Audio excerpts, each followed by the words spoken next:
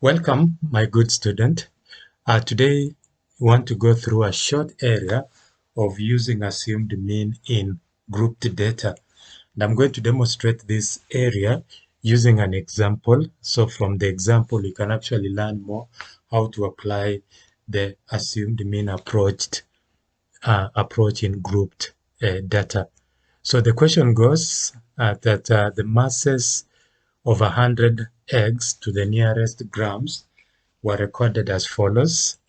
A table is given there. You are given the classes with the respective frequencies. So the data is arranged in classes and then frequency of each class is also given. So the question goes, find the mean mass of the above data. So what you are going to do, first of all, we are going to tabulate a table, and then from that table, we are going to use the respective formulas to calculate that particular mean. So this is how we proceed. First of all, we are going to tabulate that table. The table has about 5 columns. That is, the first column will have the classes. Then the second column will have the midpoint. The third column will have the difference, where we are now going to introduce t together with the assumed mean, where t will now be x, the midpoint, minus that assumed mean. And then you are going to have a column f, which is the frequency. Then you're going to have the last column, which is ft, the frequency times the value from column t. Now, to get the midpoint, we are taking the lower boundary plus the upper boundary, then we divide by 2. That is the average. Then we also do the same to the second column for that case. And for this case, the first one, we are going to take 100 plus 103 divided by 2. We'll get 101.5. Then the second one will be 104 plus 107. We divide by 2, we get 105.5. Then we have 108 plus 111 divided by 2, we get 109.5.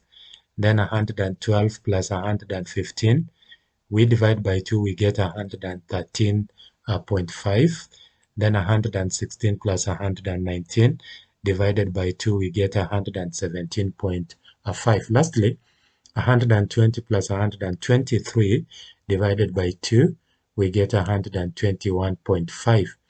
Then on the third column, what we are going to do here, we'll now take the value of x minus the assumed mean. And how do I get this assumed mean? I'm taking the number that is at the center. You can either take 109 or 113 for that case. But for this case, I've chosen to use 109.5. Therefore, I'm going to get this column t by now taking x minus 109. For example, 105.5 minus 109.5, we are getting negative 8. Then 105.5 minus 109.5, I'm getting negative 4. Then 109.5 minus 109.5, I'm getting 0.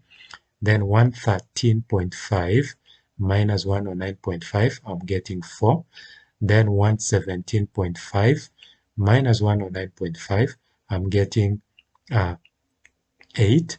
Then 121.5 minus 109.5, I'm getting 12. And that's how we get this column t. Once we have t, then we are going to take these values of f and we fill it down here. So the first one here, we have 1, which is here. Then next 15, 42, 31, 8, 3. Once we have filled this column of frequency, then we get the summation of frequency. By so doing, we are getting 100. So the summation of f is 100. Then we move on to the last column, ft, and ft is gotten by this process. You take this f multiplied by t. For example, 1 times negative 8 is negative 8. Then 15 times negative 4 is negative 60. Then 0 times 42 is 0. Then 4 times 31 is 121. Then 8 times 8, we are getting 64. Then 12 times 3, we are getting 36. Then I'm going to sum this column. I'll add this one, which is negative 8 plus negative 60 plus 0 plus 24 plus 64 plus 36. I'm getting the summation of ft to be 156. that is 156.